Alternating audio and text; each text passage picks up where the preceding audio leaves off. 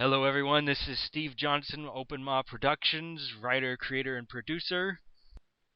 And this is Vinny Vinsane Stagnita, doing the voice of Duke and also producer of this animated series with Steve Johnson. And how are you people out there? Okay, we are going to be doing a little commentary track on the animated test.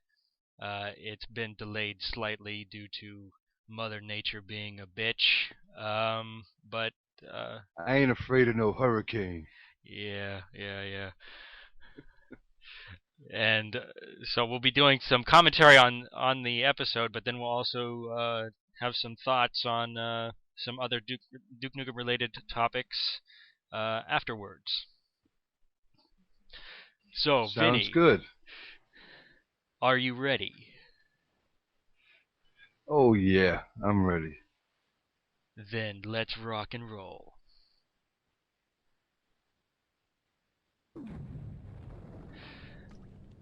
Here we go. You know, those rats came out of the saddlebag of the motorcycle. You notice that? Oh yeah, totally.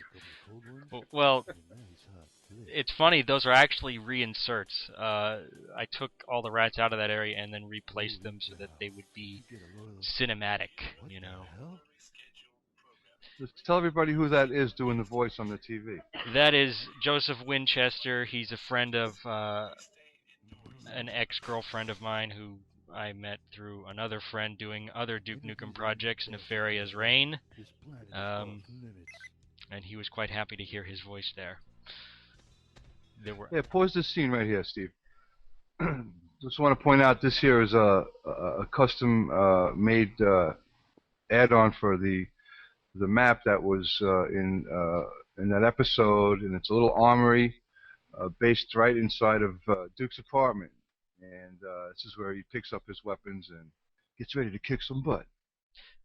Well, yeah. In fact, somebody asked me during production on one of the new episodes where this location was, and I said, "Well, Duke owns the apartment, and he just basically took one whole floor, and he's got his apartment, and everything else is just Duke Nukem's, stuff." You know, it's just like Duke to be living on the top floor of a triple X rated movie theater. Absolutely. That's who he is.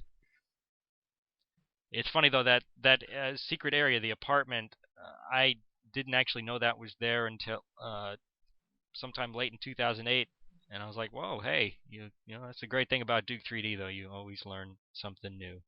I was never able to get there, and I never realized that it was there because by the time you get the jetpack at toward the end, you just basically want to finish it up and get out of there. The game is just constantly full of surprises, even after all these years. I always thought it was the secret that I was always missing when I noticed one time I seen a shadow on the ground of a turret in the corner above that plank, that gangplank that takes you to the nuke button.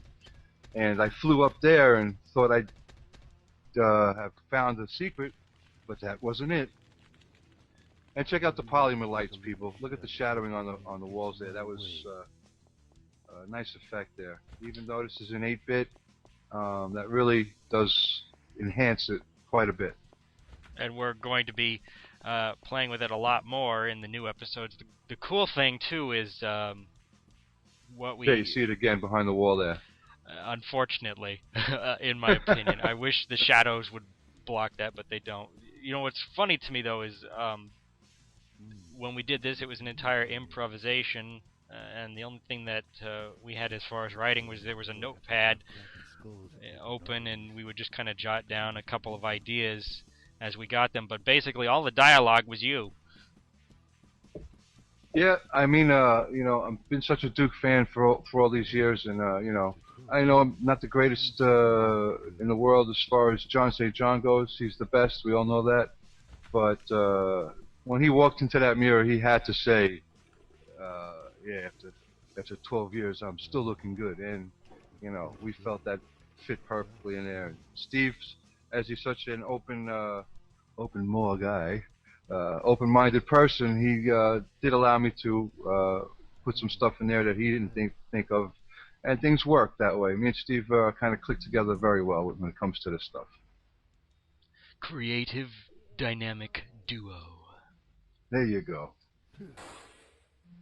And the funny thing is a lot of the stuff was just totally on the fly. We did it in just, I think it was what, 8 hours, 9 hours in total, and the only I think it'd reason. be I think it'd be good to note also that most of the time spent on this was really adding muzzle flashes and giving Duke his machine gun and stuff like that, which you really don't see in the game.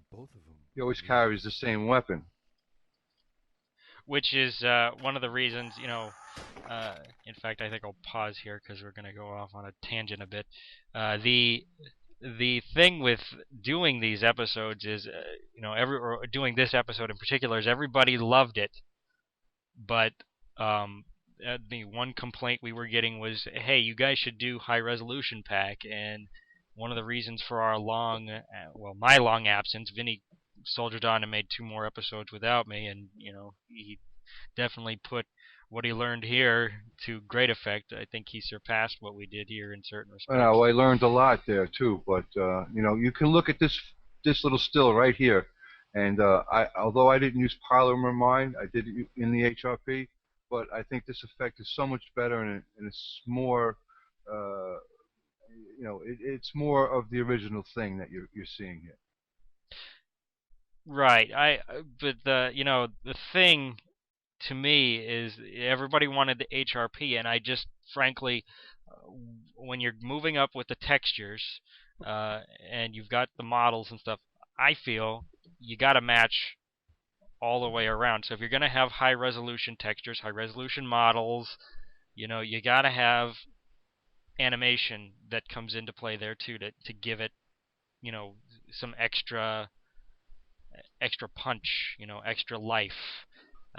When it's 8-bit, you can get away with being kind of cute about it in some spots, but when the high resolution pack comes into play, I think it just ultimately made things more difficult for the things I wanted to achieve. And uh, after a couple of years of screwing around, I think we finally come back around to the right Well, balance. you made it clear to me why another reason why HRP wouldn't fit with us is because of all the custom stuff that you're doing for the mapping and the screen sets.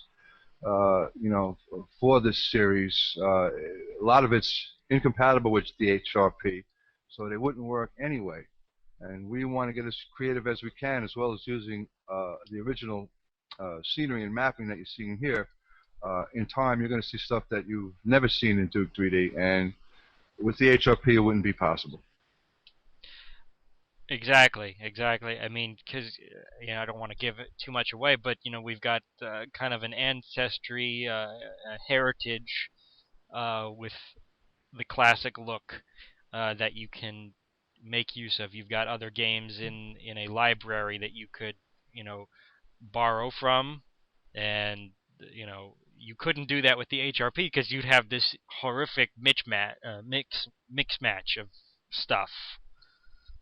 It just wouldn't blend right, and so I think I'd follow Steve's direction all the way to the letter and to the end here because I think he knows exactly what he's doing, and we're gonna definitely have a fun thing going here.